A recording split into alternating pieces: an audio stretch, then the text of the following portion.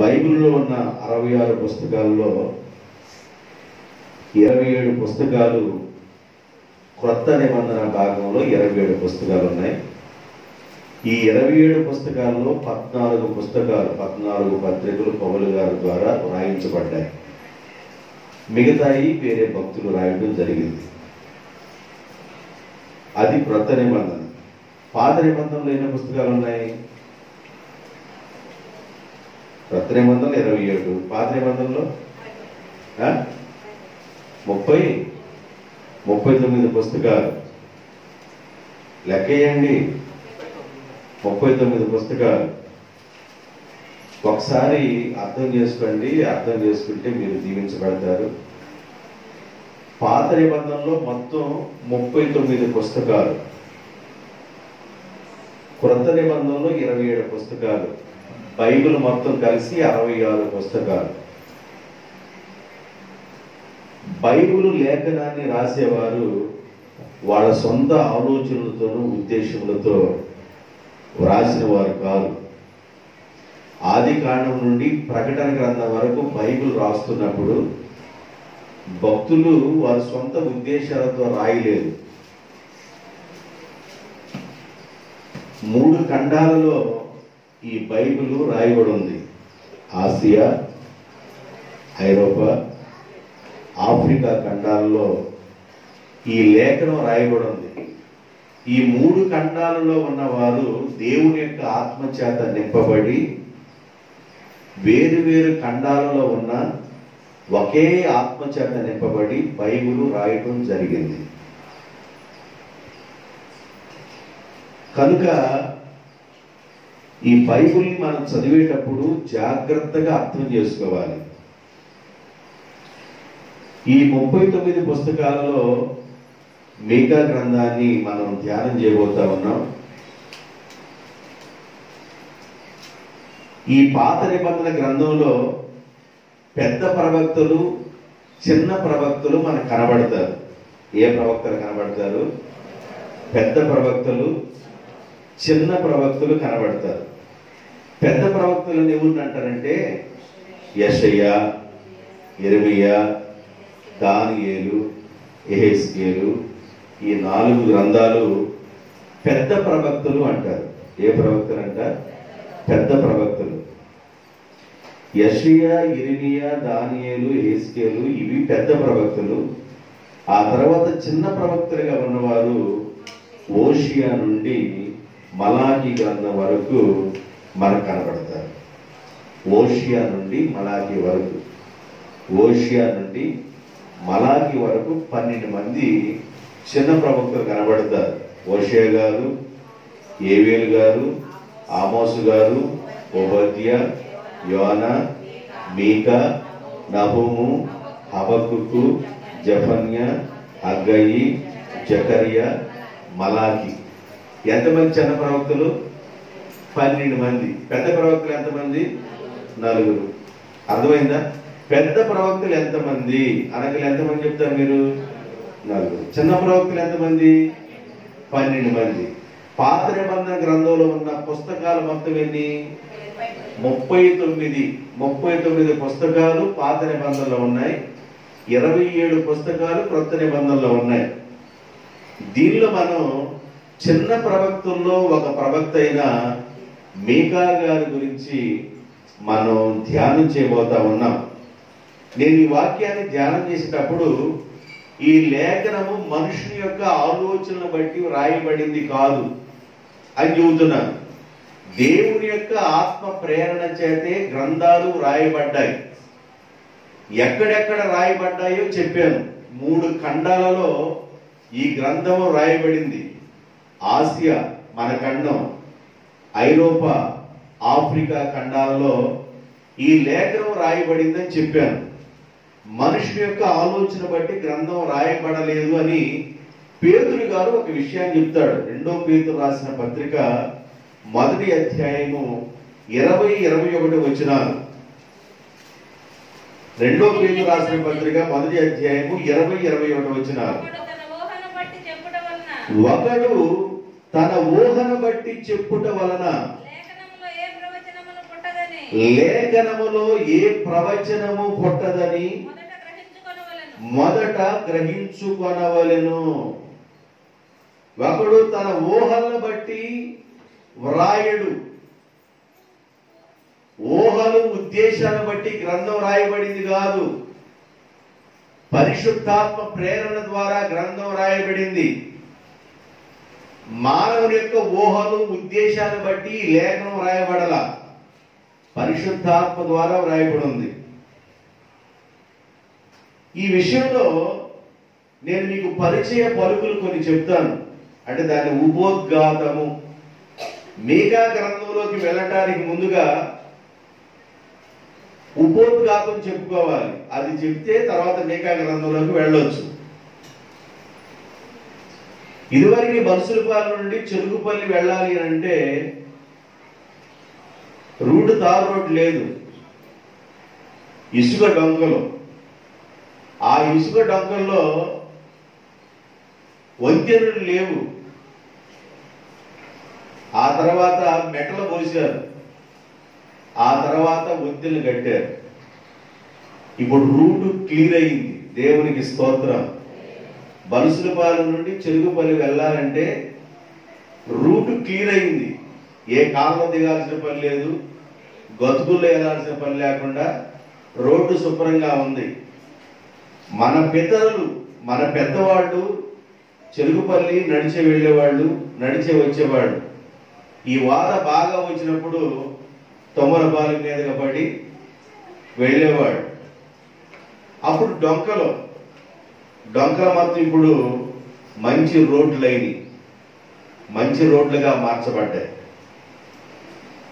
Route బాగుంటే మనం కాస్త గ్రంథంలోకి వెళ్ళొచ్చు. అందుకని మీకు రూట్ చెప్తున్నా. దాన్నే పరిచయ పలుకులు లేదా ఉపోద్ఘాతము లేదా పరిచయము. దేవునికి స్తోత్రం. మీకా, ఈ మీకాని ఏమని పిలిచేవాళ్ళంటే మీకాయాహు అని పిలిచేవాడు. మీకాని ఏమని పిలిచేవాడంట? మీకాని ఏమని పిలిచేవాడంటే మీకా యాహు అని పిలిచేవాడు. మనోడి పేర్లు కూడా కొద్దిగా ఎక్కువ ఉన్నప్పుడు షార్ట్ కట్ లో పిలుస్తారు. బారుగా పేరుందనకండి, ఆ ఉన్న బారు పేరులో మనకి ఏ పేరు అయితే బాగా అందుబాటులో ఉండిద్దో అందుబాటులో ఉన్న పేరుని పిలుస్తాం. ఈ మీకా యొక్క పూర్తి పేరు ఏంటంటే మీకా యాహు. మీకా యాహు అనే పేరుకి అర్థం ఏంటంటే యెహోవా వంటి వాడు ఎవడో. దేవునికి స్తోత్రం. యెహోవా వంటివాడు ఎవరు, ఎవడు అని అర్థం. మీకా యాహు అనే పదానికి అర్థం ఏంటంటే యెహోవా వంటివాడు ఎవరు. వేల్పులలో నీ వంటివాడు ఎవరయ్యా అని పాట పాడతారు. మిరియాము ఇజ్రాయెల్ ప్రజలు తీసుకుని వెళ్ళేటప్పుడు వేల్పులలో నీ వంటి వాడు ఎవడు, దేవుళ్ళు అని పిలువబడుతున్న వారిలో నీ వంటి వాడు ఎవరయ్యా. మీకా యాహు అనే పేరుకి అర్థం ఏంటంటే యెహోవా నీ వంటి వాడు ఎవడు. ఆ పేరుకి అర్థం. మన పేర్లు కూడా అర్థాలు ఉంటాయి. మనం పెట్టుకునే పేర్లకి అర్థాలు ఉంటాయి. అర్థవంతమైన పేర్లు పెట్టుకుంటారు. కాబట్టి ఈ మీకా యాహు మీకా గ్రంథాన్ని పరిచయం చేస్తూ ఉన్నాడు. మీకా గ్రంథం 1వ అధ్యాయము 1వ వచనంలోకి వెళ్ళండి. యోతాము, ఆహాజు, హిజ్కియాను యోధారాజుల దినములలో షోమ్రోనును గూర్చియు యెరూషలేమును గూర్చియు దర్శన రీతిగా. ఏమేకంట చూడండి, జాగ్రత్త చూడండి. ఎవరంట ఆయన? మోరస్తీయుడైన మీకా అంట. మోరస్తీయుడు, గుర్తుపెట్టండి. మోరస్తీయుడైన మీకాకు కలిగిన యెహోవా వాక్కు. దేని గురించి కలిగింది? షోమ్రోను గూర్చియు యెరూషలేమును గూర్చియు మీకాకి దర్శనం కలిగింది. ఈ మీకాని ఏమని చెప్పాడంటే అక్కడ, మోనస్థీయుడైన మీకా. ఏ రాజుల కాలం అది? ఇక్కడ చెబుతున్నాడు యోతాము, ఆహాజు, హిజ్కియా. నాకెళ్ళి చూడండి, కన్ఫ్యూజన్ ఏం కాబాకండి. ఈయన ప్రవక్తగా ఉన్న దినాలలో, ఈయన దేవుని ప్రవక్తగా ఉన్న దినాలలో యోధా రాజులుగా ఉన్న వాళ్ళు ముగ్గురు రాయబడి ఉంది. యోతాము, ఆహాజు, హిజ్కియా. ఈ ముగ్గురు రాజుల కాలంలో ఈ మీకా యాహు అనే ఈ వ్యక్తి ప్రవక్తగా ఉన్నాడు. ప్రవక్త అంటే ఏంది? ప్రవక్త అంటే ఏంది? దేవుడు ఏమి చేయబోతున్నాడో ఆ చేయబోయే విషయాలని ప్రజలతో తెలియపరిచే వ్యక్తి ప్రవక్త. దేవుడు ఏమి చేయబోతున్నాడో ఆ జరగబోయే విషయాల్ని దేవుడు ప్రవక్తతో దర్శనం ఇస్తూ మాట్లాడతాడు. అవి ప్రజలకు తెలియచేస్తారు ప్రవక్త. బైబిల్లో 5 రకాలైన పిలుపులు ఉన్నాయని చెప్పాను. దాన్ని 5-fold మినిస్ట్రీ అంటారు.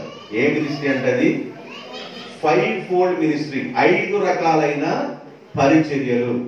ఈ 5 రకాలైన పరిచర్యల్లో దేవుడు కొందరిని ఎలా పిలుస్తున్నాడంటే అపోస్తులుగాను, ప్రవక్తలుగాను, సువార్తికులుగాను, కాపర్లుగాను, ఉపదేశకులుగాను 5 రకాలైన పిలుపుల్ని పిలుస్తూ, ఈ 5 రకాలైన పిలుపులు కలిగిన వారు ఏం చేయాలంటే సంఘాన్ని బాగు చేయాలి.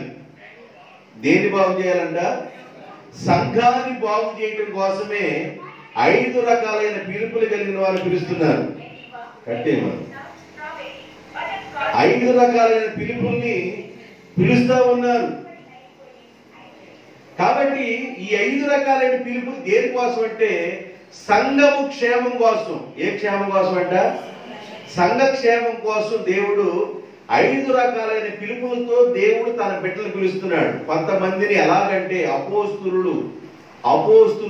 వీళ్ళు ఏం చేస్తారంటే సంఘ పునాది నిర్మాణాన్ని వేస్తా ఉంటారు. సంఘానికి పునాది వేస్తారు. ఇటుకరాలు చేసిన పునాది కాదు. ఒక ఆత్మను బలపరుస్తారు. దేవుని దగ్గరికి ఒక ఆత్మను నడిపిస్తారు. అపోస్తులు సంఘాలను కడతారు. అపోస్తులు. ప్రవక్తలు దేవుడు చెబుతున్న విషయాల్ని ప్రజలతో చెప్పేవాడు. దేవుడు ఏం చేయబోతున్నాడో అది ప్రజలతో చెప్పేవాళ్ళు ప్రవక్తలు. నేను ఇప్పుడు ఈ ప్రవక్త గురించి చెప్తున్నాను. దేవుడు చేయబోయే కార్యాన్ని దేవుడు ప్రవక్తతో చెప్తాడు. యోనా ఎవరు? ప్రవక్తే. ఏం చెప్తున్నాడు దేవుడు యోనాకి? నినివే పట్టణం యొక్క గతి నా దృష్టికి చాలా ఘోరంగా ఉంది. వాళ్ళ పరిస్థితి చాలా చెడ్డగా ఉంది. ఆ పట్టణంలో 1,20,000 మంది ఉన్నారు. ఆ పట్టణాన్ని నాశనం చేయబోతున్నానని చెప్పన్నాడు. ఆ పట్టణానికి వెళ్ళిపోయి ప్రవక్త మీ పట్టణాన్ని దేవుడు నాశనం చేయబోతున్నాడు అని చెబితే ప్రవక్తను పట్టుకుని ఆ పట్టణస్తులు చంపేవాడు. అందుకని ఆ ఊరు మాత్రం నేను వెళ్ళయ్యా, నినివే పట్టణానికి నేను వెళ్ళన్నాడు.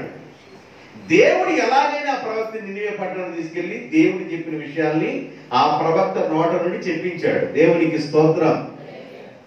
గడిచేదు హల్లెలూయా. కాబట్టి ప్రవక్త దేవుడు ఏమి చేయబోతున్నాడో ఆ విషయాలు తెలియపరిచేవాడు ప్రవక్త. మీకా ఎవరంటే ప్రవక్త. ఏ రాజుల కాలంలో మీకా ప్రవక్తగా ఉన్నాడు అని ఎవరైనా కానీ ప్రశ్న వేసినా, ఒకవేళ నీకు ఆలోచన ఎవరికైనా చెప్పాలని వచ్చినా కూడా బైబిల్ స్పష్టంగా చెబుతుంది యోధా రాజుల కాలంలో. ఏ రాజులు? యోతాము, ఆహాజు, హిజ్కియా. యోతాము, ఆహాజు, హిజ్కియా. ఈ ముగ్గురు రాజుల కాలంలో మీకా ప్రవక్తగా ఉన్నాడు. ఈ ముగ్గురు రాజులు యోధా రాజులు. ఏ రాజులంట? యోధా రాజులు. ఇజ్రాయేలుకి రాజులు ఉన్నారు, యోధా రాజులు ఉన్నారు. ఈయన ప్రవక్తగా ఉన్న దినాలలో ఇజ్రాయేలుకు రాజు ఎవరంటే ఆహాబు. ఎవరంట? ఆహాబు ఇజ్రాయేల్ రాజు. యూదుల రాజులు ఎవరంటే యోతాము, ఆహాజు, హిజ్కియా. మీకు ఎంతవరకు అర్థమైపోయిందా? ఇజ్రాయేలు గోత్రాలు 12 గోత్రాల వారు రెహబాము అనే వాడి యొక్క నోటి మాట, నోటి ధోరణ బట్టి 12 గోత్రాల వారు 2 చీలికలుగా చీలిపోయారు. నోటి దురద, 120 సంవత్సరాలు కలిసి ఉన్న రాజ్యము నోటి దురద వలన కలిసి ఉన్న రాజ్యం చీలిపోయింది. నోరు వత్తు వాపు లేకుండా కానీ మాట్లాడినట్లయితే కుటుంబాలు పాడైపోతాయి, జీవితాలు పాడైపోతాయి, రాజ్యాలు పాడైపోతాయి. అనుక రెహబాము రాజుగా ఉన్న కాలంలో 12 గోత్రాలుగా కలిసి ఉన్న ఈ గోత్రికులు 2 భాగాలైపోయారు.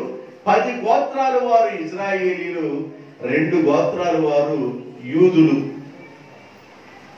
కాబట్టి ఈ 2 గోత్రాల వారుగా ఉన్న యూదుల్ని కొంతమంది రాజులు పాలన చేశారు. ఎంతమంది? 20 మంది రాజులు పాలన చేశారు. 19 మంది రాజులు ఏమన్నా ఇజ్రాయిల్ పాలన చేశారు. అది ఉత్తర భాగం, దక్షిణ భాగం అన్నారు. ఉత్తర భాగంలో, దక్షిణ భాగంలో ఏమన్నా యూదులు ఉన్నారు. మన దక్షిణ భాగం ఏది? సముద్ర భాగం. దక్షిణ భాగంలో ఏమన్నా యూదులు ఉన్నారు, ఉత్తర భాగంలో ఇజ్రాయిల్ ఉన్నారు. 2 భాగాలు అయిపోయింది. ఇప్పుడు ఈయనకి ఏ దర్శనం కలుగుతుంది? షోమ్రోను. షోమ్రోను దాన్ని సమరయ్య అన్నారు. నేను ఇచ్చి నీళ్లు తాగితే నీవెన్నడు దప్పికొనవమ్మా అని యేసు ప్రభు చెప్పాడు. ఎవరితో? సమరయ్య స్త్రీతో. సమరయ్య అనే పేరు షోమ్రోనికి తర్వాత రాబోతున్న పేరు ఏంటంటే సమరయ్య. షోమ్రోను గూర్చియు యెరూషలేమును గూర్చియు మీకా అనే ప్రవక్తకి దర్శనం కలిగింది. ఈ మీకా అనే ప్రవక్త యూదుల రాజుల కాలంలో ఆయన ప్రవక్తగా అంటే పాస్టర్ గారుగా ఉన్నాడు. ఏ రాజులు వాళ్ళు? యోతాము, ఆహాజు, హిజ్కియా అనే రాజులు యూదులకు రాజులు. అంటే దక్షిణపు దిక్కులో ఉన్న యూదులకు వాళ్ళు రాజులు. ఉత్తర దిక్కులో ఎవరున్నారంటే ఇజ్రాయిల్ ఉన్నారు. ఇజ్రాయిల్ అప్పుడు రాజు ఎవరంటే ఆహాబు. ఒక రోజున ఏం జరిగిందంటే యెహోషాపాతు యూదుల రాజు యెహోషాపాతు ఏం చేశాడంటే దక్షిణ భాగంలో యూదులు పరిపాలన చేస్తున్న యెహోషాపాతు ఉత్తర భాగంలో ఉన్న ఇజ్రాయిల్ పరిపాలన చేస్తున్న ఆహాబు దగ్గరికి వెళ్ళాడు. స్నేహభావంతో వెళ్ళాడు. స్నేహభావంతో వెళ్ళి వాళ్ళు మాట్లాడుకుంటుండగా చక్కగా వాళ్ళు మాట్లాడుకున్నారు. వారు తినవలసినవి తింటా ఉన్నారు. వారి ప్రోగ్రాం బాగుంది. మాట కలిసి చక్కగా మాట్లాడుకుంటున్నారు. ఈ మాటలలో ఉత్తర భాగంలో ఉన్న ఆహాబు రాజు దక్షిణ భాగం నుండి వచ్చిన యెహోషాపాతు రాజుతో ఏమన్నాడంటే, అయ్యా మాది రామోత్ గిలాదు అనే ఒక ప్రాంతం ఉంది, ఒక పట్టణం. ఈ పట్టణాన్ని సిరియనులు ఆక్రమించారు. ఎవరు ఆక్రమించారంట? సిరియా ప్రాంతం వారు ఈ రామోత్ గిలాదు అనే ప్రాంతాన్ని ఆక్రమించారు. ఈ ప్రాంతం మాది. వారి మీద యుద్ధం చేయడం వెళ్ళడానికి మాకు దమ్ము ధైర్యం చాటలేదు. నీ సహాయం కూడా కావాలి, నువ్వు వస్తావా అని ఆహాబు రాజు యెహోషాపాతుని అడిగాడు. అప్పుడు అంటాడు, నా జనమే నీ జనం, నా రథాలు నీ రథాలు అనుకో, నా గుర్రాలు నీ గుర్రాలు అనుకో, నేను కూడా యుద్ధానికి నీతో పాటు వస్తాను. రామోత్ గిలాదు అనే ప్రాంతం ఇజ్రాయేల్ యొక్క భూభాగంలో ఉంది కనుక నేను కూడా వచ్చి నీకు సహాయం చేస్తానని యెహోషాపాతు అన్నాడు. నా వైపు చూడండి, చూస్తే మీకు వాక్యం అర్థమైంది. అన్నాడు. అన్న వెంటనే మరి వెళదామా యుద్ధానికి అని అనుకున్నారు. యుద్ధానికి వెళదాం కానీ ప్రార్థన చేసుకొని వెళదాం అన్నాడు యెహోషాపాతు. యుద్ధానికి వెళ్ళటమే, యుద్ధానికి వెళదాం. అయితే మనం యుద్ధానికి ఎలా వెళ్ళాలి? ప్రార్థన చేసుకొని వెళదాం, ప్రవక్తని పిలిపించండి అన్నాడు. అప్పుడు 400 మంది ప్రవక్తలు పిలిపించి ప్రార్థన చేసుకుంటే 400 ప్రవక్తలు ఏం చేశారంటే ఓకే అన్నారు. ఏమన్నారంట? యుద్ధానికి మీరు వెళ్ళొచ్చు, ఆ సిరియన్ల మీద మీకు జయం వచ్చేసింది, రామోత్కిలాదు ప్రాంతాన్ని మీరు ఆక్రమించుకుంటారు, మీ భూభాగాన్ని మీరే ఆక్రమించుకుంటారు, మీరు యుద్ధానికి వెళ్ళొచ్చని 400 మంది ప్రవక్తలు ఓకే అన్నారు. ఏంది అని సరే వెళదామా, 400 ప్రవక్తలు ఓకే అన్నారు, వెళదామని ఆహాబు రాజు యెహోషాపాతుని అడిగాడు. ఆయన అన్నాడు, ఈ 400 మంది ప్రవక్తలు కాకుండా ఇంకెవరైనా ఉన్నారా అని అడిగాడు. ఆహాబు రాజుకి మేకకు అసలు పడదాం. అందుకని ఆహాబు రాజు మేక అనే పాస్టర్ని పిలవల, మేక అనే పాస్టర్ని తప్ప మిగతా వాళ్ళు 400 మందిని పిలిచాడు. వీళ్ళు ఎలాంటి వాళ్ళు అంటే, ఈ 400 మంది వాళ్ళకి సరిపోయిన విధంగానే చెబుతారు, వాళ్ళకి మేకప్ వేసే విధంగా చెబుతారు, వాళ్ళకి జరిగే నష్టం గురించి చెప్పరు, కష్టం గురించి చెప్పరు, కలిగే ఇబ్బంది గురించి చెప్పరు. పై మెరుగులు, పై పూతలు పూసే 400 మంది పాస్టర్ల యొక్క విధానం ఆయనకి నచ్చింది, ఎవరికి? ఆహాబు రాజుకి. కానీ ఉన్నది ఉన్నట్లుగా చెబుతాడు మేక. మేక అంటే ఆహాబు రాజుకి నచ్చదు ఆ ప్రవక్త అంటే. అందులో ఈ 400 మంది కాకుండా ఇంకెవరన్నా ఉన్నారని యెహోషాపాతు అడిగాడు. యెహోషాపాతు అడిగితే, అయ్యా ఉన్నాడు ఒకడు, ఎవరు? మీకాయ అనే ఒక ప్రవక్త ఉన్నాడయ్యా, ఆ ప్రవక్తని పిలిపించు అన్నాడు. ఆ ప్రవక్తని పిలిపించు అని అన్నాడంటే మీకాయ అనే ప్రవక్తని పిలిపించి ప్రార్థన చేస్తే మేక అన్నాడు, మీరు యుద్ధానికి వెళ్తారు కానీ ఆహాబు తిరిగి రాడని చెప్పాడు. యుద్ధానికి వెళతారు, ఆహాబు మాత్రం తిరిగి రాడు. రే మేకా ఈ విధంగా చెబుతున్నాడు, నేను తిరిగి రానని బంధించండి రా, బంధకాల్లో ఉంచండి, నేను కానీ తిరిగి వస్తే ఈ నరాలు మొత్తం తీసేస్తాను, లెక్కే చేస్తాను, ఇన్ని పేగులు ఎన్ని ఉన్నాయి కూడా, కాబట్టి ఈయన బందీ గృహంలో వేయండి అని చెప్పేసి మేకా అనే ప్రవక్తాన్ని బంధించి ఆయన్ని బాగా చిత్రహింసలు చేసి, ఈ విధంగా చెబుతాడా నా గురించి, నేను యుద్ధానికి వెళితే తిరిగి రాను అంటాడా, తిరిగి వస్తే ఈయన పని పడదాం, బంధించండి అన్నాడు. అంత కోపిష్టి ఎవరు? ఆహాబు రాజు. అంత కోపిష్టి అన్నమాట. ఈయనున్నాడే ఎస్తేరు గ్రంథంలో మనం చెప్పేమే, అహష్వేరోషు రాజు ఎంత కోపిష్టో చెప్పాను. ఎంత కోపం అంటే ఆయనకి, అయ్యా మీరు యుద్ధానికి వెళుతున్నారు, నా పిల్లలందరూ మీ సైన్యంలో ఉన్నాను, పెద్దోళ్ళన్నా వదిలిపెట్టిల్లయ్యా అని ఒక ఆయన అడిగాడు వాళ్ళ తండ్రి. ఏం చేశాడు ఆ మాట అడిగినందుకు? పిలవంటారా పెద్దోడిని అని పిలిచి 2 మొక్కలు చేసి, రోడ్డుకు ఒక మొక్కనట్టు ఒక మొక్కని ఇట్టేసి సైన్యం మొత్తం పదంటారు ఈ రక్తమడులు అన్నారు. అంటే నేను అక్కడికి వెళ్తే జైలు రాదు, అక్కడ మేము నాశనం అయిపోతాం అనుకొని పెద్దోళ్ళన్నా ఉంచయ్య అంటే ఏంది? నేను చచ్చిపోతే తలకొని ఉన్న పెడతాడు, నా భూస్థాపన కార్యక్రమం బాగా చేస్తాడు, వీడినన్నా ఉంచారు కదా నీ అర్థం, కాబట్టి వాడిని లేకుండా చేస్తారని చెప్పి లేకుండా చేశాడు, చంపేశాడు. అహష్వేరోషు రాజు అలాంటి మొండిఘటాన్ని మార్చుకుంది గుణవతి అయిన భార్య. దేవునికి స్తోత్రం. గట్టి చెప్పండి. మొండిఘటాలను మార్చుకునేది నెమ్మది కలిగిన స్త్రీ, గుణవతి అయిన భార్య, దేవుని జ్ఞానం కలిగిన భార్య, లోబడి కుటుంబాన్ని కట్టుకునింది, లోబడి జీవితాన్ని కట్టుకునింది. మూర్ఖుడిగా ఉన్న భర్తని, మొండివాడిగా ఉన్న భర్తని, కోపిష్టిగా ఉన్న భర్తని ఎస్తేరు మార్చుకుంది. దేవునికి స్తోత్రం. ఎంత కోపిష్టి, ఎంత మొండివాడంటే, వాడు బయలుదేరి వెళ్ళేటప్పుడు వాళ్ళ సముద్రంలో ఒక పాయ అడ్డం వచ్చింది. ఆ పాయికి బ్రిడ్జి కట్టమన్నాడు. ఆ పాయికి వంతెన కట్టేటప్పుడు తుఫాను వస్తే, ఆ తుఫాను దెబ్బ వలన కట్టే వంతెన కూలిపోతే, ఎవర్రా వంతెన కట్టడానికి స్టార్ట్ చేసింది ఎవర్రా, ఈ పని వాళ్ళ మొత్తాన్ని పిలవండి అన్నాడు. ఇంజనీర్ని పిలవండి అన్నాడు. ఇంజనీర్ని పని వాళ్ళ మొత్తం నిలబెడితే వాళ్ళందరినీ చంపేసేయండి అని చెప్పేశాడు. పనిచేసిన వాళ్ళు ఇంజనీర్లు చంపండి అన్నాడు. తుఫాను కూడా పడకూడదు కట్టేది, అర్థమవుతుందా? మీరు బుడబొక్కలుగా కట్టినట్టు కట్టారు కాబట్టి వాళ్ళు చంపండి అన్నాడు. సముద్రం మేము కట్టే సమయంలో నువ్వు తుఫాను రావాలా అని సముద్రం అంటే కోపడి సముద్రం మీద 300 దెబ్బలు కొట్టండి అన్నాడు. ఎన్ని దెబ్బలు?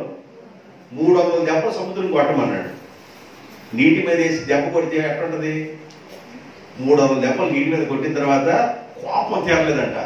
సంఖ్యలు తీసుకెళ్లి సముద్రానికి వేయండి అన్నాడంట. సంఖ్యలు తీసుకెళ్లి సముద్రం ఎత్తి పడేసాడు. అప్పుడు కోపం సల్లారు. అలాంటి కోపిష్టి, అలాంటి వ్యక్తిని మార్చుకుని తన విధేయతను బట్టి ఎస్తేరు. దేవునికి స్తోత్రం. అర్థమవుతుందండి. ఆహాబు రాజు కూడా ప్రవక్త అయిన మీకాయా అనే వ్యక్తి, అయ్యా నీ యుద్ధానికి వెళ్తావైనా తిరిగి రావయ్యా, దేవుడు నాతో చెబుతున్నాడని చెప్పాడు. అంతకుముందు 400 మంది ప్రవక్తలు ఏమన్నారంటే, మీరు యుద్ధానికి వెళ్ళండి, రామోత్ గిలాదుని మీది వశం చేసుకుంటారు, సిరియన్ల దండుని మీరు జయిస్తారు, యుద్ధంలో మీకు జయమే అని ఓకే అన్నారు. 400 మంది చెప్పింది కరెక్టా, నువ్వు ఒక్కడవి చెప్పింది కరెక్టా, పట్టుకండి రా ఈయనని చెప్పేసి పట్టుకొని జైలు వేశారు. నువ్వు జైల్లో వేసుకో, ఏడన్నా ఇవి, నువ్వు యుద్ధానికి వెళ్ళి తిరిగి రావు అని చెప్పేశాడు. యుద్ధానికి వెళుతున్నారు. ఏదైనా కూడా ప్రవక్త చెప్పాడు కదా, రాజ వస్త్రాలతో రాజ వేషంతో నేను యుద్ధంలోకి వెళితే ఆయనకి లోపల కలుకు అంటుంది. 400 మంది చెప్పింది ఓకే అన్న, ఈ ఒక్కరికి చెప్పిన మాటకి హృదయంలో కలుకు అంటుంది. ఎక్కడో భయం ఉంది. ఈయన మామూలుడు కాదు, మీకాయ అనేవాడు, ఆయన ఏం జీవితం అది జరుగుతూ ఉండేది. కాబట్టి కలుకుమంట ఈయన ఏం చేశాడంటే యెహోషాపాతు రాజుకి, అయ్యా రాజా, నేను మారు వేషంలో వస్తా యుద్ధానికి. ఎట్లా వస్తాను? మారు వేషంలో వస్తా. నా వేషాన్ని రాజా వేషంలో లేకుండా, నన్ను రాజు అనుకోకుండా సామాన్యుడిగా ఉండి సైనికులు ఒక సైనికుడిగా నేను కనబడుతూ ఒక సామాన్యమైన వ్యక్తిగా రాజ వేషం లేకుండా మార్పు కలిగిన వ్యక్తి ఒక సైనికుడిగా వస్తానంటే సరే రా అన్నాడు. అందరూ యుద్ధానికి వెళ్ళారు. ఈ సిరియన్ల దండలో ఉన్నవాడు ఏం చేశాడంటే గురి చూడకుండా ఒక బాణాన్ని వదిలేడు. లిద్దులే ఆడుకో చోటనే. ఈ బాణం వెళ్ళిపోయి ఆహాబుకే గుచ్చుకుంది. మారు వేషంలో ఉన్న ఆహాబుకే గుచ్చుకుంది. గెల గెల గెల గెల గెల గెల గెల గెల కొట్టుకుపోయి బ్లడ్ మొత్తం కారి చనిపోయాడు. వెళ్తావు కానీ తిరిగి. ఎవరు చెప్పింది ఈ మాట? మీకాయ. ఈ మాటలన్నీ ఎక్కడ ఉంటాయంటే, నేను చెప్పిన మాటలన్నీ రాజుల మొదటి గ్రంథం 22వ అధ్యాయంలో ఉంటాయి. ప్రశాంతంగా ఇంటి దగ్గర చదువుకోండి. నా మాటలు అర్థమైందిగా? రాజుల మొదటి గ్రంథం 22వ అధ్యాయంలో ఈ మాటలు ఉంటాయి. నిదానంగా స్పష్టంగా అర్థమయ్యే రీతిగా ఈ మాటలు చదువుకోండి. అర్థమైందండి? 34 చదవండి. 22:34. పిమ్మట ఒకడు తన విల్లు తీసి బాణం తీసి గురి చూడకయే ఆ బాణమును విడవగా అది ఇజ్రాయేలు రాజైన ఆహాబుకు కవచపు కీలు మధ్యను తగినడు కనుక అతడు నాకు గాయమైనది రథము తిప్పి సైన్యములో నుండి నన్ను బయటికి తీసుకెళ్ళండి తన రథసారథితో చెప్పాను. యుద్ధం బలముగా జరుగుతున్నందున రాజును సిరియనుల ఎదుట నిలవలేక అస్తమయమందు సాయంకాలం పొద్దుకే సమయమందు అతడు మరణమాయను. తిరిగి రావని చెప్పాడు. ఎవరు చెప్పింది ఈ మాట? మీకాయా అనే ఈ ప్రవక్త ఏ రాజుతో చెప్పాడు? ఇజ్రాయేలు రాజైన ఆహాబుతో చెప్పాడు. ఈయనకు ఫ్రెండ్గా వెళ్ళాడే యెహోషాపాతు అని ఫ్రెండ్గా. ఓ నాయన బ్రతుకు జీవుడు, నన్ను కూడా పట్టుకుని నేను కూడా పట్టుకున్నారంట. అయ్యా నేను ఇజ్రాయేల్ రాజు కాదయ్యా, యోధా రాజు. మాకెందుకు యోధా రాజుతో మాకు పని ఎందుకు? Get out from the class room అన్నట్టుగా నువ్వు వెళ్ళిపో అన్నారు. అర్థమైందా? కాబట్టి యెహోషాపాతు వెనక్కి వెళ్ళిపోయాడు. ఆహాబు రాజు చనిపోయాడు.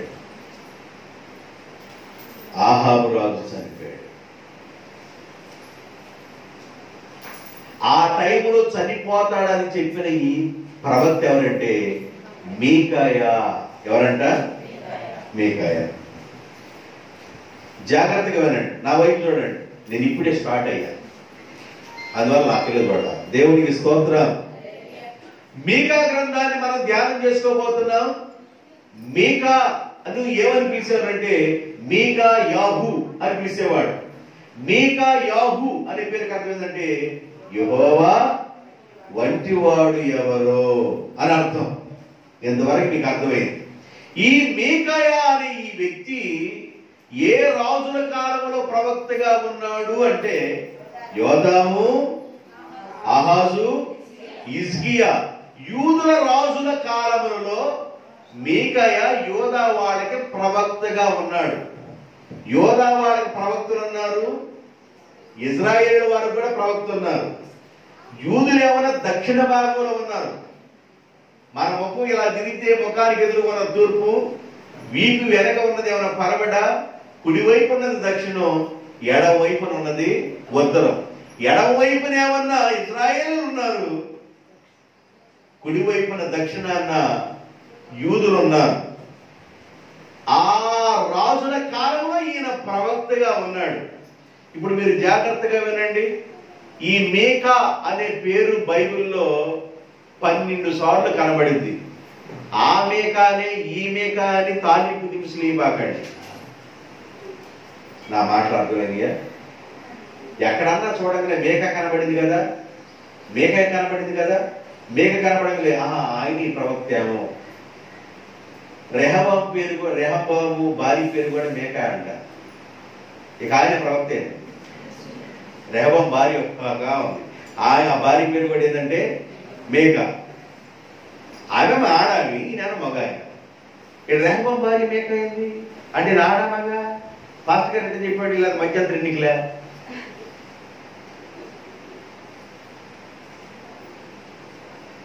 ఏంటని మీకు డౌట్ రావచ్చు.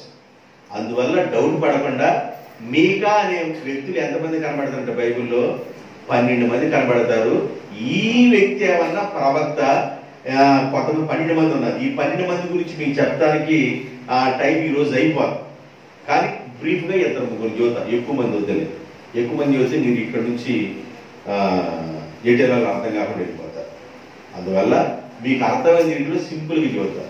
దినవృత్తాంతాల 2వ గ్రంథం 13వ అధ్యాయం 1-2 వచనాలు. రాజైన యెరోబాము ఏలుబడిలో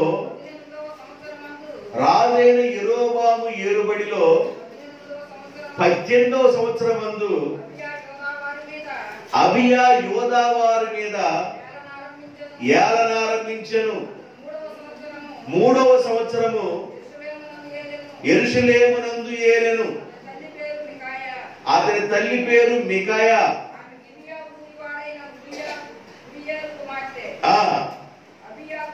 అబియాకును యెరోబామునకును యుద్ధము కలుగగా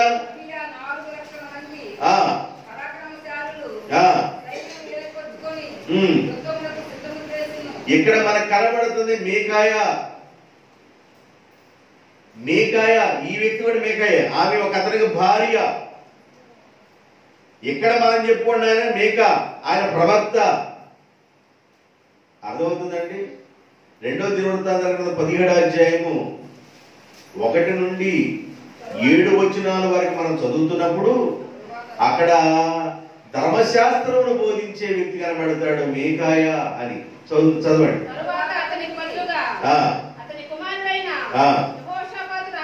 రాజై రాకుండా అతడు యోధా దేశంలోని ఇవన్నీ మీరు చదువుకుంటే దాని బదులు 3వ సంవత్సరమున యోధా పట్టణములలో జనులకు ధర్మశాస్త్రమును బోధించుటకై అతడు పెద్దలైన ఓబద్యాను, జకర్యాను, మీకాయాను. ఈయన బోధకుడు. ఈయన ఎవరంట? జనులకు ధర్మశాస్త్రం బోధించే బోధకుడులో ఒక బోధకుడు మీకాయా. ఒక వ్యక్తికి భార్య మీకాయా అని చెప్పారు. నేను చెబుతున్న మీకా గ్రంథంలో ఉన్న మీకా ఆయన ప్రవక్త. ఇప్పుడు ఎంతమంది ఇలా కనబడతా ఉంటారంటే 12 మంది కనబడతారు.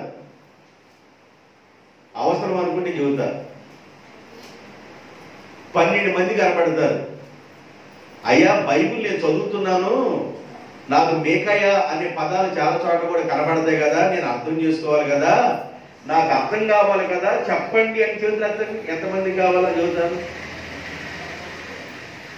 ఏది సింపుల్లో తెగబట్టండి అయ్యా ఇంటికి వెళ్తామన్నవాడు చేతులు ఎత్తండి. నేను సింపుల్లోనే చెబుతాను. ఎందుకంటే మీకు ఎక్కువగా చెప్తే బైబిల్ అర్థం చేసుకోవాలి, ఇంకా బాగా అర్థం చేసుకున్న వాళ్ళని అనే ఆసక్తి ఉన్న వాళ్ళు అయితే నేర్చుకుంటారు. మీకు ఎంతవరకు చెబితే మీకు అర్థమైతే అంతే చెబుతారు. ఇప్పుడు ఇద్దరు చెప్పారు, ఒక అతను బోధకుడు, ఒక లేడీ మేకయ, మరొక అతను యాజకుడు. ఎవరంట? యాజకుడు. నెహెమ్యా గ్రంథం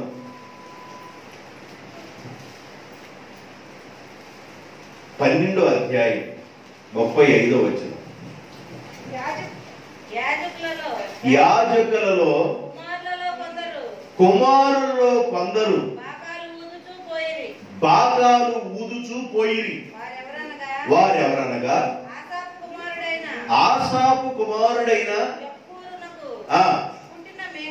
అది. ఈయనెవరు? యాజకులు. ఎవరంట? యాజకులు యొక్క కుమారుల్లో ఒకడైన మీకాయ. ధర్మశాస్త్ర గ్రంథంలో బోధించే బోధకుల్లో ఒకడైన మీకాయ. మీకాయ ఒక వ్యక్తికి భార్య, ఆడామి. ఎన్నొచ్చినాయి? నాకు చెప్పినప్పుడే ప్రవక్త అయిన మేకా గురించి వీళ్ళు ఒక ముగ్గురా? సరే, 4 వచ్చినాయి. 3 వచ్చినాయి, 4 వచ్చినాయి. సరే, మంచిది. 41 చూడండి. 12:41.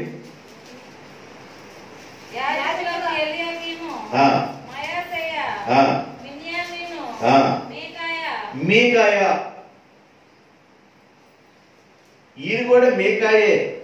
ఈయన ఒక యాజకుడు. నీ పేరేందబ్బాయి? సుబ్బారావు. ఏ పేరంట? సుబ్బారావు. మీ తాత పేరేందబ్బాయి? సుబ్బారావు. వారి తాత పేరేందబ్బాయి? సుబ్బయ్య. వాడి తాత పేరేందబ్బాయి అని అడిగితే వీళ్ళకి తెలియదు కాబట్టి నకళ్ళ చూడాల. ఏం చూడాలా? నకళ్ళ చూడాల. నకళ్ళు చూస్తే రిజిస్టర్ ఆఫీసులోకి వెళ్ళిపోయి నకళ్ళు తీస్తే ఇక నకళ్ళలో కనబడుతుంది ఎంతమంది సుబ్బయ్యలు ఉన్నారో, ఎంతమంది సుబ్బారావులు ఉన్నారో. ఈ అడుగు భాగంలో వచ్చేసరికి 7వ తరంలో కూడా సుబ్బారావు ఉన్నాడు. ఆ సుబ్బారావు వేరు, 2వ సుబ్బారావు వేరు, 3వ సుబ్బారావు వేరు, 7వ తరంలో సుబ్బారావు వేరు. ఏందయ్యా ఈ సుబ్బారావు అనే పదవారు అంటే మా తాత స్టాండర్డ్కి పెట్టాడు, ఈ పేరు మార్చొద్దని. అందువల్ల మా తాత పేరు మాత్రం మేము ఆడ పిల్లలో లేదు, ఆడ తర్వాత ఆడకు వచ్చిన పిల్లలో లేదు, ఆ తర్వాత వచ్చిన పిల్లల్లో కూడా మేము వదల్లా, ఆ పేరే పెట్టుకున్నాం. అర్థమైందా? కాబట్టి ఆ సుబ్బయ్య వేరు, ఈ మేక వేరు, ఆ మేక. Very good. మీకు ఎంతవరకు అర్థమైంది? దేవుడికి స్తోత్రం. యాజకులు, బోధకులు, లేవీలు అనేవాళ్ళు ఉన్నారు. లేవీలు యాజకత్వం చేసేవాళ్ళు. లేవీలు ఒక భాగం, టెంట్లు వేసేవాళ్ళు ఒక భాగం, కాపలా దగ్గర కూర్చునేవాడు ఒక భాగం. రకరకాల భాగాలు ఉన్నాయి లేవీల్లో. లేవి గోత్రికుల్లో రకరకాల భాగాలు ఉన్నాయి. బోధించేవాళ్ళు ఒక భాగం. దినవృత్తాంతాల మొదటి దినవృత్తాంతాల గ్రంథం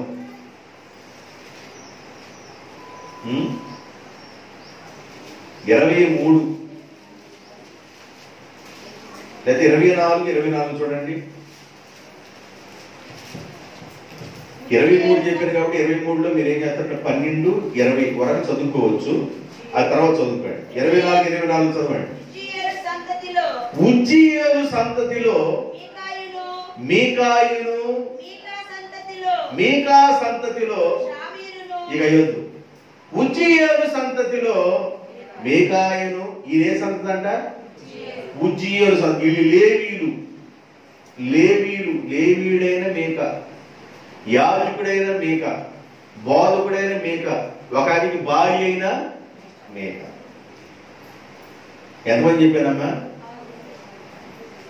ఎక్కువ మందిని చెప్పలే, మీకు అర్థం తట్టుగా కొద్ది మంది చూద్దా, మీకు అర్థం కాదు.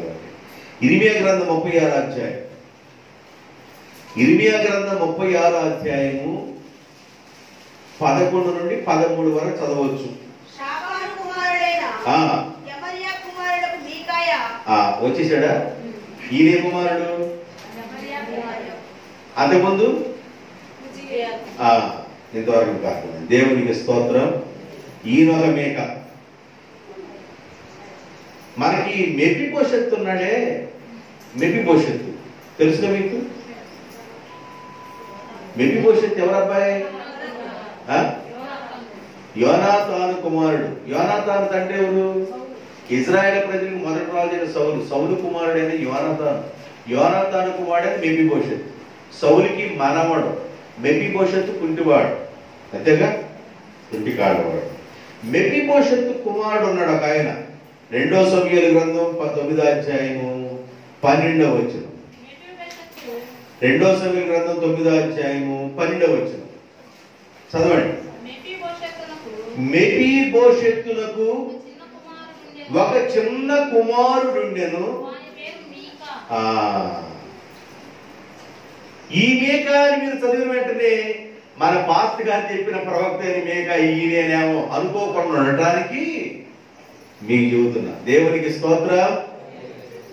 మెఫీబోషెత్ కుమారుడుగా ఉన్న వ్యక్తి పేరు కూడా మేకానే. ఒక వ్యక్తికి భార్యగా ఉన్న వ్యక్తి పేరు కూడా మేకానే. లేవీయుడుగా ఉన్నవాడు మేకా ఉన్నాడు, యాజకుడిగా ఉన్నవాడు మేకా ఉన్నాడు, బోధకుడిగా ఉన్నవాడు మేకా ఉన్నాడు. నేను చెబుతున్న మీకా ఎవరంటే అక్కడ ముందుగా రాయబడి ఉంది. ఏ మేక అంటే ఆయన పేరు? మోరస్తీయుడైన మీక. ఎవరంటే ఆయన? మోరస్తీయుడైన మీక. ఈయన గురించి స్పష్టంగా ఇర్మియా గ్రంథం 26 అధ్యాయంలో 18వ వచనంలో కనబడింది. 26:18 యోధా రాజైన హిజ్కియా దినాలలో మీకా అనే పేరుకు ముందు ఎవరు రావాలి? మోరస్తీయుడైన మీక. ఈ మీకా ప్రవక్త, మోరస్తీయుడైన మీక. దాదాపుగా 12 మంది కనబడతారు. మీకాలు ఎంతమంది ఉన్నారంటే 12 మంది కనబడతారు. మీకు 5 6 చెప్పాను, అంతవరకు గుర్తుపెట్టుకోండి. కానీ మనం చూస్తున్న ప్రవక్త అయిన మీక మోరస్తీయుడైన మీక. ఏ మీక అండి? మోరస్తీయుడైన మీక. ఇప్పుడు నేను ఉపోద్ఘాతంలో ఒక చిన్న ఇన్ఫర్మేషన్ మీకు ఇచ్చాను, కొంచెం మీకు అర్థం కావడానికి. ఈ రూట్ కానీ క్లియర్ అయిపోతే నేను మీకా గ్రంథంలోనికి వెళ్ళొచ్చు. మీకా గ్రంథంలోనికి వెళ్ళాలంటే రూట్ క్లియర్ అవ్వాలి. అందువల్ల ఎంతమంది ఉన్నారు మీకాలు? మీకాయ అనే పేరుకి అర్థం ఏందో చెప్పాను. మీకా యాహూ అది పూర్తి పేరు, దాన్ని మీకా అన్నాడు. మీకా యాహూ అంటే దానికి అర్థం ఏంటంటే యెహోవా వంటి వాడు ఎవరు. ఇంతవరకు మీకు అర్థమైంది. ఈయన మోరస్తీయుడైన మీక. ఈయన ఏ రాజుల కాలంలో ప్రవక్తగా ఉన్నాడంటే యూదుల రాజులు. ఏ రాజులు వాళ్ళు? యోతాము, ఆహాజు, హిజ్కియా రాజుల కాలంలో ఈయన ఉన్నాడని మనం చదువుకున్నాం, మీకా గ్రంథం చదివాం. అయితే యెషయా గారు కూడా చెబుతాడు, ప్రవక్త యెషయా గారు కూడా ఒక మాట చెబుతాడు. 1వ అధ్యాయం 1వ వచనం, 1వ అధ్యాయం 1వ వచనం. ఉజ్జియా, యోతాము, ఆహాజు, హిజ్కియాను యూదా రాజుల దినములలో యోదాను గూర్చియు యెరూషలేమును గూర్చియు ఆయన కూడా ప్రవక్త గారేమన్నాడు. ఏ రాజులు వాళ్ళు? ఇంకొక రాజు కలిశాడు. ఉజ్జియా, యోతాము, ఆహాజు, హిజ్కియా. యెషయా కూడా ఉన్నాడు కాస్త ముందుగా. ఉజ్జియా ఉన్నాడు కాస్త ముందుగా, ఆ ముందుగా యెషయా గారు కూడా ప్రవక్తగానే ఉన్నాడు. ఈ 3 రాజుల పేర్లు కనబడతాయి. ఆ రాజుల కాలంలో మీకా కూడా ప్రవక్తగానే ఉన్నాడు. ఎంతవరకు మీకు అర్థమైంది అన్నవాళ్ళు దేవునికి ఎట్లాగా స్తోత్రం చెప్పండి. ఎందుకంటే నేను అర్థం కాకుండా అంత ముందుకెళ్ళటం, మీకు అర్థమైతే ముందుకెళ్తా. అర్థమైతే నేను స్పష్టంగా అర్థమయ్యేటట్టు చెబుతున్నా. మీకా గ్రంథాన్ని పరిచయం చేస్తున్నా, పరిచయ పరుగులు పరుగుతున్నా. మనం చెప్పుకున్న ఈ ప్రవక్త మోనస్తీయుడైన మీకా. మీకా అనేది ఆయనకి పూర్తి పేరు ఏంటంటే మీకా యాహు. మీకా యాహు అనే పేరుకి అర్థం ఏంటంటే యెహోవా వంటి వాడు ఎవరు. ఈయన ఏ రాజుల కాలంలో ప్రవక్తగా ఉన్నాడంటే మీరు చదివారు. ఉజ్జియా, యోతాము, ఆహాజు. యెషయా కాస్త ముందుకెళ్ళిపోతే ఉజ్జియా అని పేరు వచ్చింది. ఈయన ఏ రాజుల కాలం ఉన్నాడు ప్రవక్తగా? యోతాము, ఆహాజు, హిజ్కియా. సరే, ఇంకా ఉన్నారు కానీ మీకు ఇంకా వద్దు, అంతవరకు అర్థం చేసుకోండి. ఓషియా కాలంలో కూడా చెప్తాడు, ఆమోస్ కాలం. మీరు నిదానంగా చదువుకోండి. 1:1:1:1. ఆమోస్ 1:1, ఓషియా 1:1. ఈళ్ళ పేర్లే కనబడతాయి మనకి. ఎవరి పేర్లు కనబడతాయి? హిజ్కియా కనబడతాడు, ఉజ్జియా కనబడతాడు, ఆహాజు కనబడతాడు. ఈ ప్రవక్తల కాలంలో కూడా దేవునికి స్తోత్రం. సరే, ఈ మీకా యాహు అనే వ్యక్తి, మానుష్యుడైన మీకా యాహు అనే వ్యక్తి ఏ ప్రాంతానికి సంబంధించిన వాడు, ఏ ప్రదేశానికి సంబంధించిన వాడు? ఈ ప్రవక్తది ఏ ప్రాంతం, ఏ ప్రదేశానికి సంబంధించిన వాడు అని అంటే యోదయ ప్రాంతానికి సంబంధించిన వాడు. ఏ ప్రదేశానికంట? యూదులు ఎటున్నారని చెప్పాను నేను. చెప్పండి, యూదులు ఎటున్నారు? దక్షిణానినా? నువ్వెటున్నామ్మా? దక్షిణ. యూదులు ఎటున్నారు? దక్షిణాన యూదులు ఉన్నారు. నిద్రలో కూడా గుర్తుపెట్టుకోండి. యూదులకు దక్షిణ భాగం వెళ్ళింది, ఇజ్రాయెల్కి ఉత్తర భాగం వెళ్ళింది. ఇక అదే గుర్తుపెట్టుకోండి. యూదులు 20 మంది రాజులు పరిపాలన చేశారు, ఇజ్రాయెల్ 19 మంది రాజులు పరిపాలన చేశారు. ప్రపంచంలో ఎవరు చెప్పినా ఇదే విషయం చెబుతారు. దేవునికి స్తోత్రం. ఇది మొండి గుర్తులు, మొండి విషయాలు గుర్తుపెట్టుకోవాలి, మొండిగా గుర్తుపెట్టుకోవాలి. వీళ్ళకి 20 మంది రాజులు ఉన్నారు, వాళ్ళకెవరో 19 మంది రాజులు. నేను చెప్పే ప్రవక్త ఏ రాజుల కాలంలో ప్రవక్తగా ఉన్నాడో ఇప్పుడు దాకా చెప్పాను. ఈ ప్రవక్త యొక్క పూర్తి పేరేందో చెప్పాను. ఈ పేరు కలిగిన వాడు బైబిల్లో 12 మంది దాకా ఉన్నారని చెప్పాను. ఒక 6 పేర్లు మీకు ఇచ్చాను. ఇంతవరకు మీకు అర్థమైంది. అయితే ఈయన ఏ దేశానికి సంబంధించినాడంటే యోదయ దేశానికి సంబంధించిన వాడు. ఏ దేశం అండి? యోదయ దేశానికి సంబంధించిన వాడు. యోదయ దేశంలో ఏ ప్రాంతాలు యోదయ ప్రాంతంలో కనబడతాయంటే బైబిల్లో మీకు కొంచెం చిన్న క్లూ. 3 ప్రాంతాలు యోదయ ప్రాంతంలో 3 ప్రదేశాలు ముఖ్యమైనవి ఉన్నాయి. యోదయ ప్రాంతంలో 3 ప్రదేశాలు ముఖ్యమైనవి ఉన్నాయి. ఆ 3 ప్రదేశాలు ముఖ్యమైనవి యెహోషువ గ్రంథంలో కనబడింది. 15వ అధ్యాయము 20వ వచనం. యెహోషువ గ్రంథం 15వ అధ్యాయము 20వ వచనం. యోదా వంశపు గోత్రమునకు కలిగిన స్వాస్థ్యము, స్థలముల వివరములివి. స్వాస్థ్యమిది దక్షిణ దిక్కున ఏదోము సరిహద్దు వరకు యోదా వంశస్థుల యొక్క గోత్రం అనేది ఉంది. ఏమనగా అక్కడ పేర్లు కొన్ని ఇస్తాడు. కబ్షయేలు, ఏదేరు, యాగూరు, అదాదా. అంటే ఈ పేర్లు మీకు తిరగకపోవచ్చు, కానీ ఈ యోదయ దేశంలో ఉన్న ఊర్ల పేర్లు అవి. 32వ వచనం అదేనా? 33 మొత్తం అది. తర్వాత మైదానం కలిగిన ప్రాంతం అనేది ఉంది. ఏ ప్రాంతం అంటే అది? మైదాన భూమి అనేది ఒకటి ఉంది. తర్వాత యోదయ ప్రాంతంలో ఉండండి, నేను చూస్తున్నాను. మీరు స్పీడ్ కొండబాకండి. మీరు స్పీడ్ కొంటే పప్పులో కాలేస్తారు. యోదయ ప్రాంతంలో కొన్ని ఊర్లు ఉన్నాయి. దాంట్లో మైదాన ప్రదేశం కూడా ఉంది. ఏ ప్రదేశం? మైదాన ప్రదేశము. 61వ వచనం, అరణ్య ప్రదేశము. యోదయ ప్రాంతం ఏమేమున్నాయంట? మైదాన ప్రదేశము, అరణ్య ప్రదేశము. ఇలాగా కొన్ని ప్రదేశాలు మనకు కనబడతాయి. యోదయ ప్రాంతంలో మైదాన భూములు, అరణ్య ప్రదేశము, కొన్ని ఊర్లు కనబడతాయి. అందుకని మీకు ఆ విషయాలు చెప్పాను. ఈ మైదాన ప్రదేశాన్ని ఏమని పిలిచేవారంటే షెఫేలా అని పిలిచేవాడు. మీరు అంతా తొందరగా వెళ్తే అర్థం కాదని మీకు విషయం చెబుతున్నా. మైదాన ప్రదేశాన్ని ఏమని పిలిచేవాడు అంటే షెఫేలా. ఏమని పిలిచేవాళ్ళు?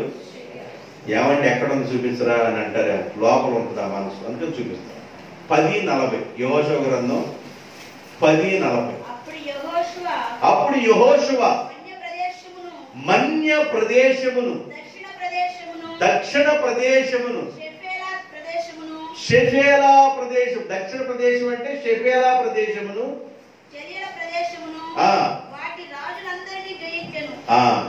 మన్య అంటే అరణ్య ప్రాంతం, మైదాన ప్రాంతం. ఈ ప్రాంతాల్లో కొన్ని ప్రాంతాన్ని ఏమని పిలిచేవాడంటే షెఫేలా అని పిలిచేవాడంట.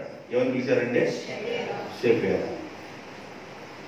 నేను మీకా గ్రంథంలోకి వెళ్ళబోయే ముందుగా కాస్త సమాచారం మీకు ఇస్తున్నా. ఆ సమాచారంలో మీకా గ్రంథాన్ని వివరమయ్యేటట్టుగా, అర్థమయ్యేటట్లుగా కొన్ని మాటలు చెబుతున్నా.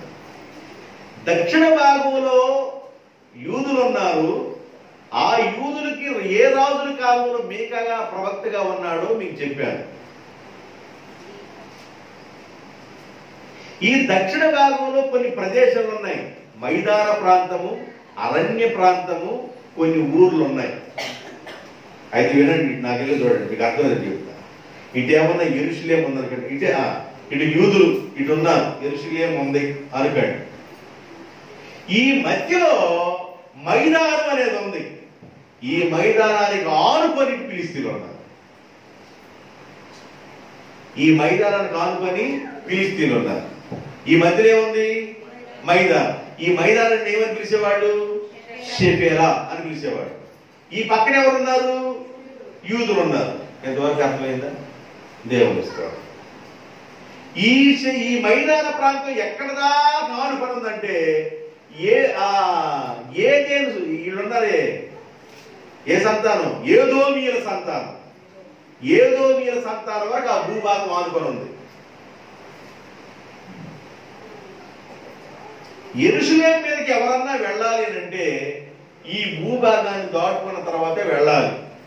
యెరూషలేమును ఎవరన్నా జయించాలంటే ఈ మైదాన ప్రాంతాన్ని దాటుకున్న తర్వాతే వెళ్ళాలి. ఈ మైదాన ప్రాంతంలో 5 లోయలు ఉన్నాయి. ఎన్ని లోయలు? ఉన్నాయి?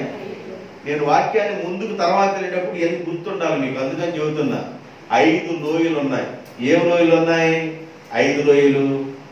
అయ్యా లోయ అనే ఒక లోయ కనబడుతుంది యెహోషువ గ్రంథంలో. అయ్యాలోను లోయ.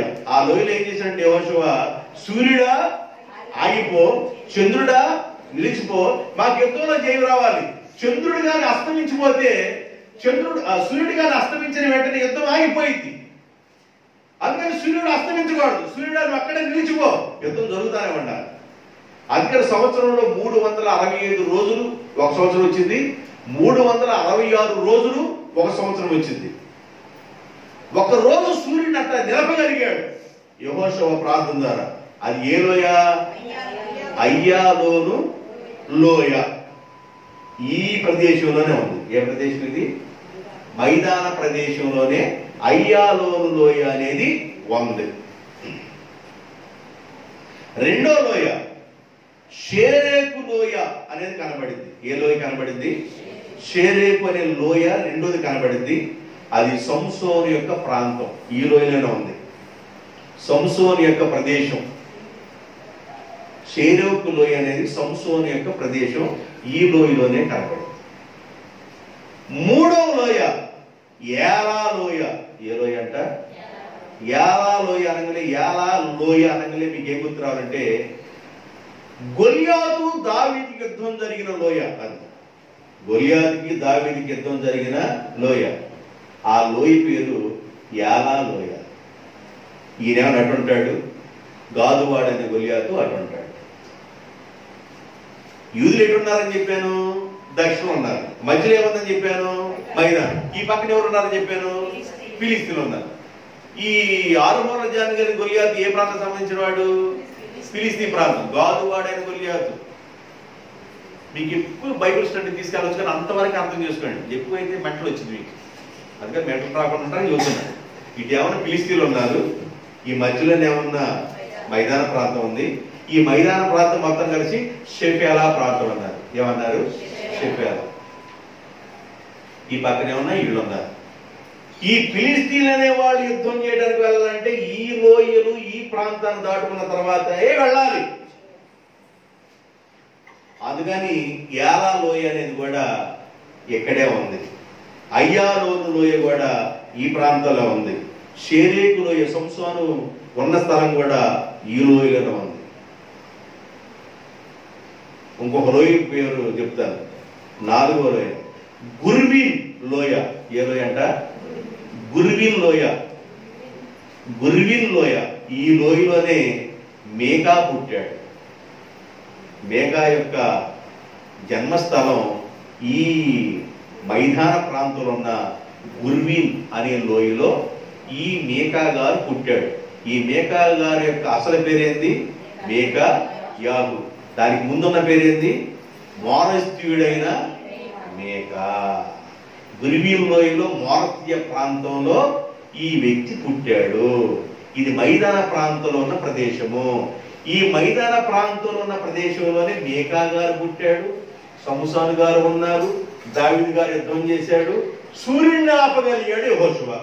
ఇంతవరకు మీకు అర్థమైందా, క్లియరా? దేవుని స్తోత్రం. గట్టి చెప్పండి. సూర్యుడిని ఆపింది ఇక్కడే అయ్యాలోను లోయ. కాకపోతే దాడిపోయి కిందకు వచ్చిన తర్వాత ఏ లోయ ఉంది, సంసోను ఉన్న ప్రాంతం షేరేకు లోయ. ఆ తర్వాత కొద్ది కిందకు వచ్చిన తర్వాత ఏ లోయ ఉంది, యాలా లోయ, దావీదు యుద్ధం చేసిన లోయ. ఆ తర్వాత కొద్ది కిందకి రాగలే గుర్వీన్ లోయ, మేకా గారు పుట్టిన ప్రాంతం. ఇంకా కొంచెం కింద రాగలే లాకీషు లోయ. ఏ లోయ అంట, ఇంకా లోయలు ఎక్కువ జ్యోతి మీకు గుర్తుండవు, అందుకని అంతవరకు గుర్తుపెట్టాను. లాకీషు లోయ. ఈ లోయలో యుద్ధానికి వెళ్ళాడు ఒక అతను, సన్నహరేబు అనే వ్యక్తి. హిజ్కియా రాజుగా ఉన్న కాలంలో సన్నహరేబు అనే వ్యక్తి యోధా ప్రాంతాన్ని పరిపాలన చేస్తాను. హిజ్కియా రాజు మీదకి వచ్చాడు. ఎక్కడ దాకా వచ్చాడంటే ఈ లోయ దాకా, లాకీషు అనే లోయ దాకా వచ్చి ఇక దాటి వెళ్ళాల.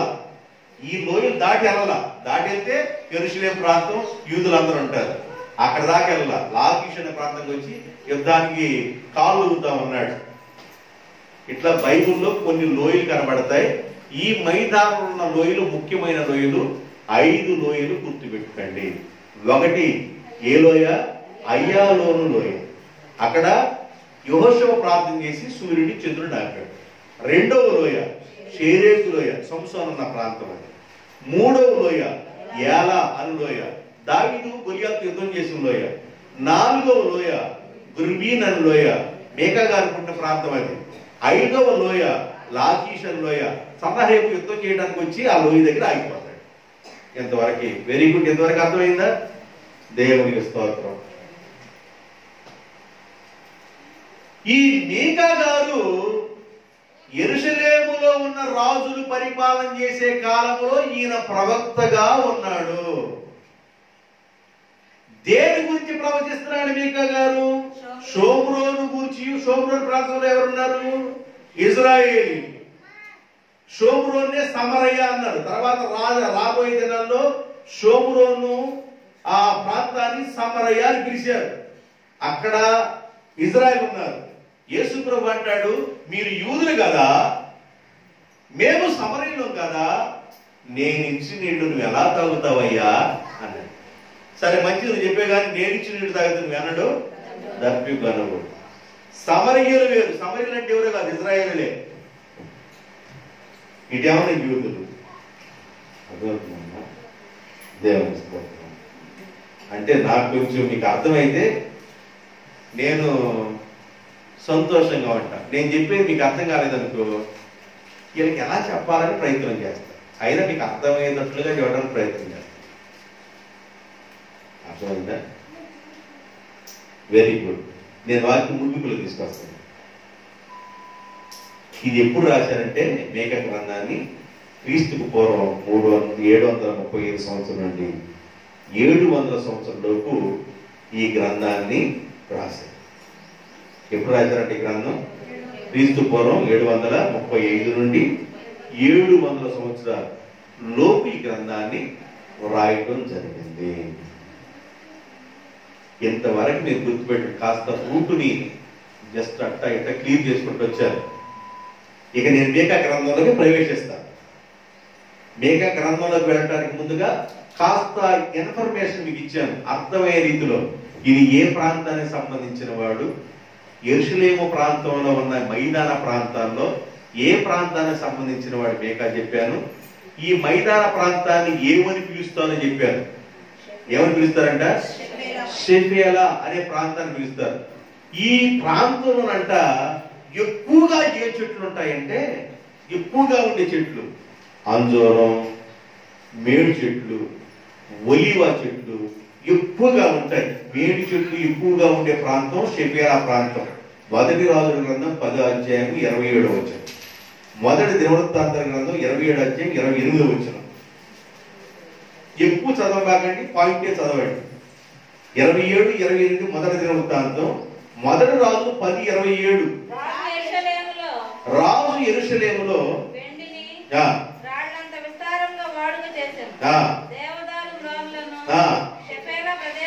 షెఫేలా ప్రదేశములో ఉన్న మేడు చెట్ల వలె. షెఫేలా ప్రాంతంలో ఏ చెట్లే ఉన్నాయంట? మేడు చెట్లు ఎక్కువగా ఉండే ప్రాంతం షెఫేలా ప్రదేశం. మొదటి దినవృత్తాంతం 27, 28. షెఫేలా ప్రదేశమునందు ఒలీవ చెట్లు, మేడి చెట్లు. ఇక్కడ ఎక్కువగా ఏ చెట్లు ఉంటాయి? మేడి చెట్లు ఎక్కువగా ఉంటాయి, ఒలీవ చెట్లు ఎక్కువగా ఉంటాయి. కొన్ని ప్రదేశాలకు వెళ్ళినప్పుడు తాటి చెట్లు కనబడతాయి. కొన్ని ప్రదేశాలకు వెళ్ళినప్పుడు ఒక్క తాటి చెట్టు కూడా కనబడతాయి. నరసాయపాలెం అనే గ్రామానికి వెళ్తే ఒక్క తాటి చెట్టు కనబడదు. నరసాయపాలెం అనే గ్రామాన్ని దాటుకొని చీరాల అంచుల దాకా వెళ్తున్నాం, కాలువ కట్టబడి అంటే ఆడ కనబడితే తాటి చెట్లు. ఈ షెఫేలా ప్రాంతంలో, ఈ మైదాన ప్రాంతంలో ఎక్కువగా కనబడే చెట్లు మేడి చెట్లు, ఒలీవ చెట్లు. ఇన్ఫర్మేషన్ మాత్రమే, ఇది గుర్తుపెట్టుకోండి. ఈ చెట్లు ఎక్కువగా ఉండే ప్రదేశం షెఫేలా ప్రదేశం, దాని మైదానం అన్నారు. మైదానంలో 5 లోయలు ఉన్నాయి అని చెప్పాను. మైదానానికి దక్షిణ వైపు ఏమన్నా యూదులు ఉన్నారు, మైదానానికి ఇటేమన్నా ఫిలిస్తీన్లు ఉన్నారు. ఎవరున్నారు అంటే ఉత్తరవాంగలే యాక్చువల్గా ఇజ్రాయెల్ ఉన్నారు. ఈ మైదానానికి ఆనుకొని ఎవరున్నారంటే ఫిలిస్తీన్లు ఉన్నారు. ఆనుకొని ఫిలిస్తీన్లు ఉన్నారు. ఇది ఎప్పుడు రాశారంటే క్రీస్తు పూర్వం 735 నుండి 700 సంవత్సరాలలోపు ఈ గ్రంథాన్ని రాశారు. యూదులు రాజులుగా ఉన్న కాలంలో మేకా ప్రవక్తగా పనిచేశాడు. ఎంతవరకు ఈ మాటలు గుర్తుపెట్టుకోండి. తర్వాత సెక్షన్లో కొన్ని విషయాలు చెప్తాను. ఈ మాటలు మీ హృదయంలో ఉన్నదిగా ప్రార్థన.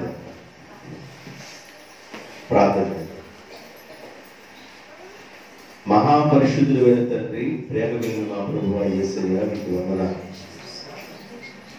మేము మీకా గ్రంథాన్ని ధ్యానం చేయబోతున్నాం. మీకా గ్రంథంలోనికి ప్రవేశించడానికి ముందుగా మీకా, మానస్వీయుడైన మీకా, ఈయన ప్రవక్తని, ఇంకా కొంతమంది మీకాలు కనబడుతున్నారు. లేవీయుల్లోను, యాజకుల్లోను, బోధకుల్లోను, మరి స్త్రీలోను, ఇలాగ మీకాలు అనేవాళ్ళు చాలా మంది కనబడుతున్నారు. ఆ మీకా ఈ మీకా కాదని, ఈయన ప్రవక్తని ఇంతవరకు మేము ధ్యానం చేయగలిగాం. నా తండ్రి, ఈ వాక్యాన్ని మీ బిడ్డ హృదయంలో ముద్రించి భద్రపరచండి. ఈయన సంపూర్ణమైన పేరు మీకా యాహూ అనే విషయాన్ని బిడ్డలు అర్థం చేసుకున్నారు. ఏ రాజుల కాలంలో ఈ వ్యక్తి పనిచేశాడో బిడ్డలకు అర్థమైంది. దేని గురించి దర్శనం వచ్చిందో కూడా మేము ధ్యానం చేయబోతున్నాం. షోమ్రోను గురించి, యెరూషలేము గురించి, మీకాకు కలిగిన దర్శనము అనే విషయాన్ని మేము ప్రారంభించుకొని ముందుకి కొనసాగబోతున్నాం. దానికి కాస్త ముందుగా మీ బిడ్డలకి కాస్త ఇన్ఫర్మేషన్ ఇవ్వబడు. మీ బిడ్డల హృదయాల్లో ఈ మాటలు ముందుంచి భద్రపరచమని మీ బిడ్డల్ని, కుటుంబాలను దీవిస్తూ ఆశీర్వదిస్తూ యేసు నామములో ప్రార్థన చేయుచున్నాను తండ్రి. ఆమేన్.